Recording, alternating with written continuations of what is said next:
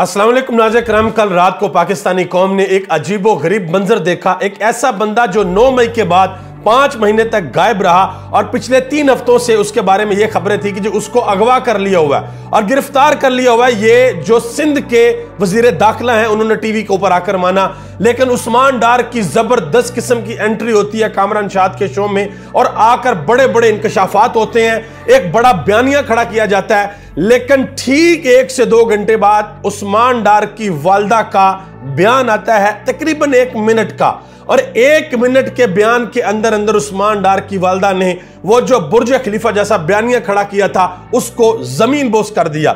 मैं सबसे पहले आपको यह बता दूं कि कामरान शाद साहब को मुबारकबाद देना चाहिए कि पुलिस ने हाथ खड़े कर दिए थे कि हमें नहीं पता कि उस्मान डार कहां पे है।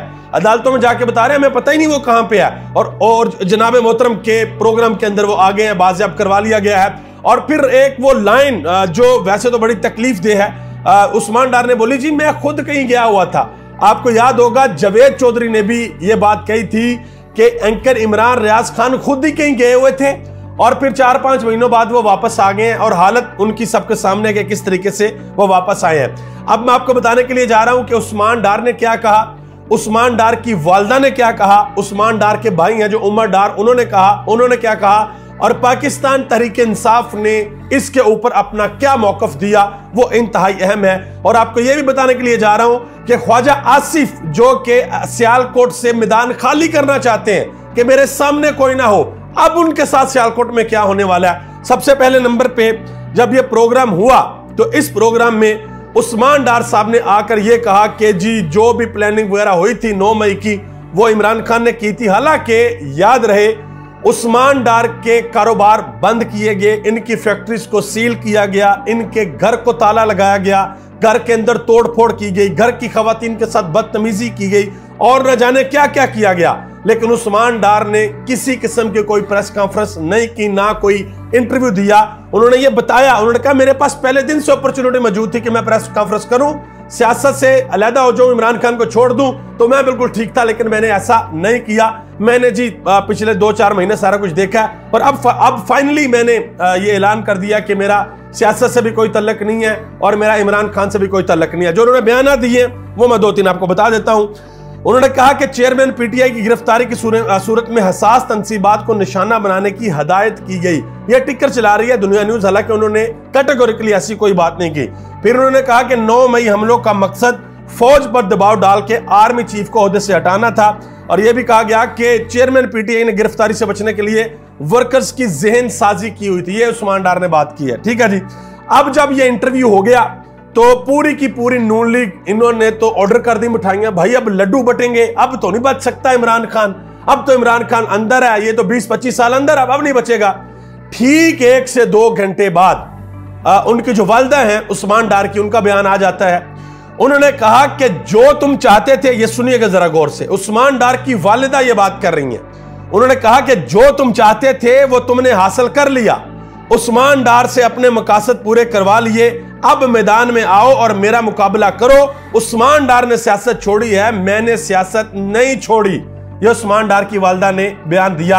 और यह भी कहा कि ख्वाजा आसिफ तुम्हारे शेर का मैं वो हाल करूंगी कि तुम याद रखोगे। और मेरी बात याद रखिएगा, अगर उस्मान डार की वालदा ख्वाजा आसिफ के मुकाबले में खड़ी हो जाती हैं, यास्मीन राशिद खड़ी होती हैं, सनम जवेद खड़ी होती हैं, तैयबा राजा खड़ी होती हैं, ये जो खवातीन है जो कुर्बानियां दे रही हैं, जिस हल्के से ये खड़ी होंगी, मेरी बात याद रखिएगा, अगले बंदे की जमानत जब्त हो जाएगी, नहीं वोट पड़ेगा उनको, ये मेरी बात याद। अभी हमने रिसेंटली एक तजर्बा देखा, खालिद खुर्शीद को हटाया गया, उनकी जगह पे उनके वालिद ने इलेक्शन लड़ा और उन्होंने हरा दिया सबको।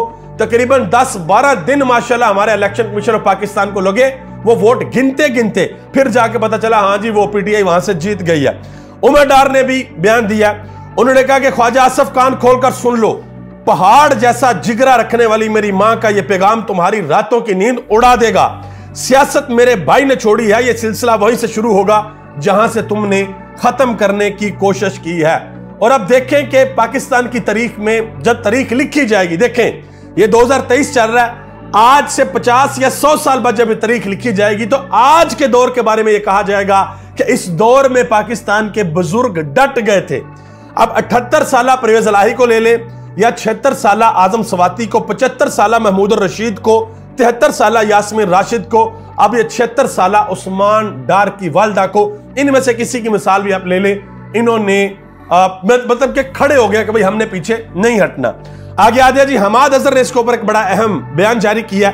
उन्होंने कहा कि अब जबरी प्रेस कॉन्फ्रेंस का फॉर्मेट बदल दिया गया है, अगवा हो या गिरफ्तारी, कैदी अब चाय की प्याली और एक एंकर के साथ किसी के घर में बैठेगा, स्क्रिप्ट वही पुराना है, हम सोच भी नहीं सकते कि उस्मान डार के साथ पिछले 2 हफ्ते में क्या बीती होगी, किस किस तरह के हरबे इस्तेमाल किए गए होंगे।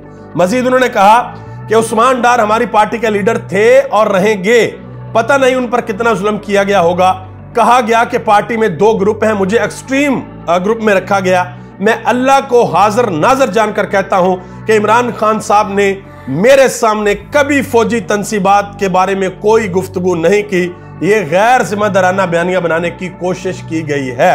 अब देखना यह है कि उस्मान डार की वालदा का मुकाबला ख्वाजा साहब कर सकते हैं या नहीं कर सकते। इस जिमन में इकरारुल हसन ने भी एक बड़ी अहम बात की है। उन्होंने कहा कि तहरीक इंसाफ को इलेक्शन लड़ने दिया जाए या ना लड़ने दिया जाए, बैलेट पेपर पर बल्ले का निशान हो या ना हो, अगर उस्मान डार की वालदा की तरह पीटीआई की रहनुमाओं के घरों की खवातीन ने आजाद इलेक्शन भी लड़ा तो मंसूबा साजों के मंसूबे खाक में मिल सकते हैं। पीटीआई को इस स्ट्रेटजी पर गौर करना चाहिए। ये बड़ी अहम बात की उन्होंने कहा कि चाहे बैलेट पेपर पर बल्ले का निशान हो या ना हो, चाहे पीटीआई को इलेक्शन लड़ने दिया जाए या ना दिया जाए, चाहे इमरान खान इलेक्शन में हो या ना हो, अगर पाकिस्तान तहरीक इंसाफ के लोगों ने आजाद इलेक्शन भी लड़ा तो जो भी मंसूबा बनाया हुआ है वो सारे के सारे मंसूबे जो है वो मलिया मेट हो सकते हैं। इतनी बड़ी तादाद में पाकिस्तान तहरीक इंसाफ का वोट जो है वो मौजूद है। अब सबका बहुत बहुत शुक्रिया। पाकिस्तान जिंदाबाद, पाकिस्तान के अवाम और पाकिस्तान के इदारे जिंदाबाद।